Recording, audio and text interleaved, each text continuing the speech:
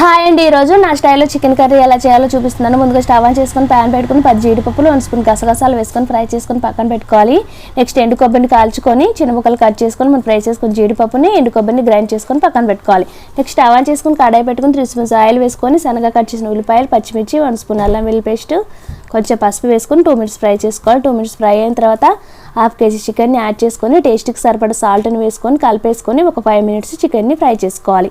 5 minutes chicken fry అయిన తర్వాత 2 spoons కారం, మనం గ్రైండ్ చేసుకున్న జీడిపప్పు ఎండు కొబ్బరి పౌడర్ని వేసుకొని ఒకసారి కలిపేసుకొని మసాలా అంతా చికెన్ పట్టేలాగా ఒక 2 మినిట్స్ ఫ్రై చేసుకోవాలి. 2 మినిట్స్ ఫ్రై అయిన తర్వాత 1 స్పూన్ గరం మసాలా వేసుకొని కలిపేసుకొని గ్రేవీకి సరిపడా వాటర్ని పోసుకొని కలిపేసుకొని మూత పెట్టేసి ఒక 7 మినిట్స్ అయితే చికెన్ని ఉడికించుకోవాలి.